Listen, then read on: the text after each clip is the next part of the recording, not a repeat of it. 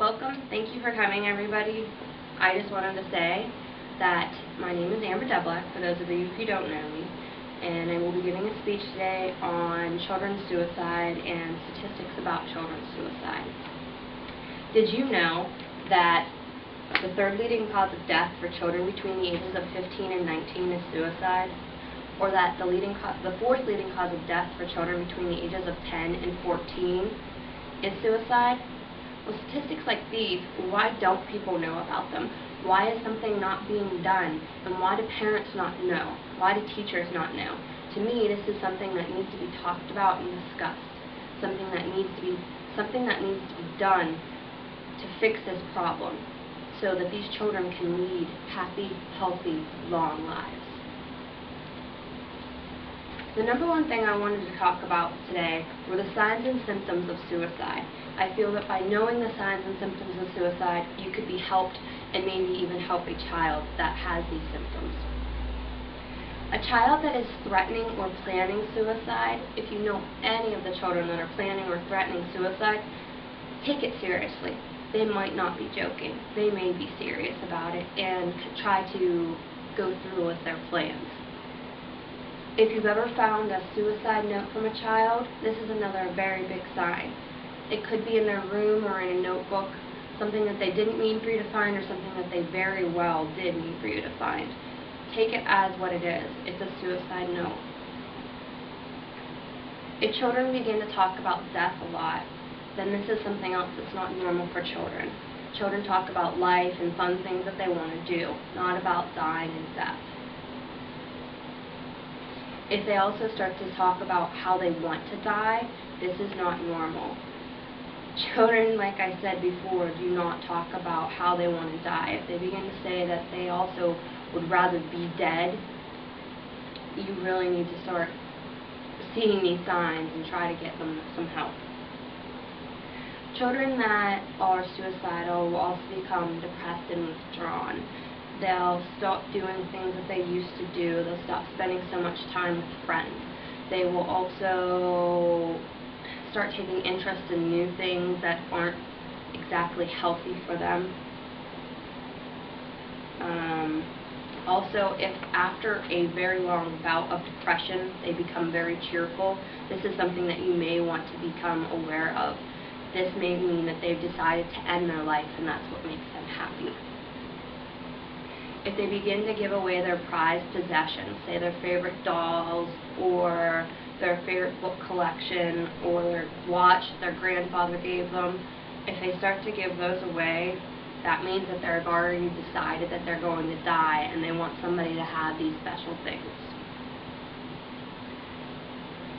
If they have a means to commit suicide, this is another way of a depressed child or somebody that is suicidal. If they have a means to do it, they are more likely going to do it. There are so many more signs and symptoms. That's just a brief list that I thought I would compile for you so that you guys could all have a better idea of what was going on with suicide symptoms. You should also, after knowing the signs and symptoms, take steps to getting them help. The steps to getting children help are, number one, talk to your child. There are so many things that parents, teachers, educators, friends do not know about children or the lives of the children. Talk to them. It's not going to hurt you. It's not going to do anything wrong. Just try to get to know them and figure out what's going on in their lives, especially if they seem down and out. Know the warning signs. After today, I will give you, well, you guys already have handouts that I have given you, and I just wanted you guys to know the signs and symptoms. Study that kind of stuff so that way you can know the signs and symptoms if you do have children. Suicide-proof your home. Make sure that all guns are locked up and safe so that children cannot get to them. Do not leave bullets next to guns. If you have bullets, keep them in a separate place. If you have medicine that can be used to commit suicide, keep it locked up, especially if you have large quantities of it. Also, knives and razor blades should be locked up as well. I know knives, it's something that everybody has in their kitchen. But if you have a child that's depressed, isn't it better to have your knives in some place where it's kind of hard to get to than having them as an easy access? Also, look through your community. There are so many different programs that you can use that can help you to help your child or another child. If you feel that your child is going to commit suicide, do not leave them alone. I cannot stress that enough. Be with them, sit with them, don't let them be alone, because the second that you leave them alone, they could try to commit suicide. So if you have to go to the grocery store, wait. If you need to do something, wait, because nothing is more important than your child. Listen to your child's friends, because, no offense, they probably know them better than you. If you know your child better, that's great. I'm really happy for you. But the thing is that most of the time, children don't tell their parents their biggest and darkest secrets. They tell their friends. So if a friend comes to you with concerns about them, listen and take it seriously. Because once again, remember, you do not know everything about your child. There are so many reasons why children commit suicide. It's almost sickening to think of the simple reasons of why children would commit suicide.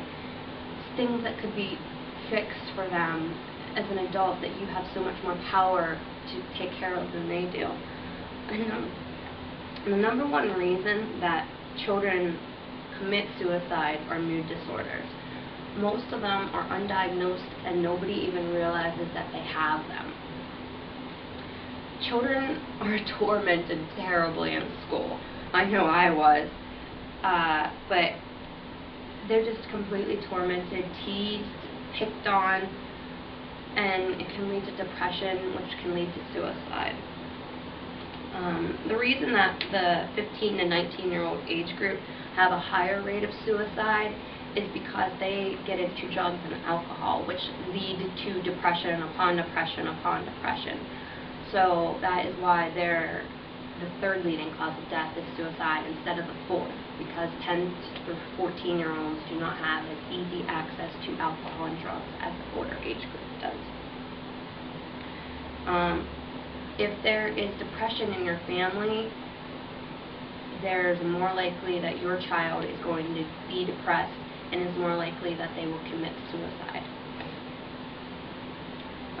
Approximately 90% of all child suicide is because of mental disorder. Depression is actually much more common than most people think. Most people think that children aren't depressed. It's just a normal thing that children go through and that's just their mood. That's not the case. Children can be just as depressed as anyone else. And I really think that it's something that people need to take more seriously. 1 out of 8 teens is affected by depression, and 1 out of 33 is affected by the disease itself. Those are just some simple statistics to show you exactly how prominent depression really is in children. If your child has attempted suicide previously, it's definitely something you need to take in consideration, because they will most likely try to attempt it again, especially if they haven't received adequate help. Females are actually at greater risk for suicide than males are, because they do not cope with things the same way as males do, and they dwell on things more than males do. So the loss of a friendship because of something silly, they'll dwell on it and it'll eat them alive, and to the point where they just have put themselves in such a depression that it's not funny. Also, children of single parents are more likely to commit suicide than children that are in two-parent homes. What can be done to help these children? The number one thing that these children are going to need is a support system. You really need to be there for your child. You really need to try and understand what's going on in their lives, and whether or not they want to talk about it, just be there. Number 2, if you can get them to talk about their suicidal thoughts, do it. Just because they talk about their suicidal thoughts doesn't mean they're going to do it, and it might actually help them by being able to talk about their problem and being able to fix what's going on in their lives. There are a few cognitive behavioral approaches to helping with the problem of suicide. You can talk to counselors about them or psychologists, and you can also talk to psychiatrists about different kinds of medication that can help with the diseases that lead up to suicide.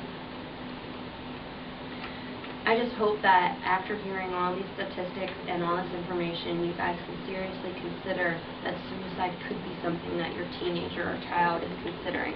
I really hope that you will take away what I have given you and take it seriously. And thank you very much for coming.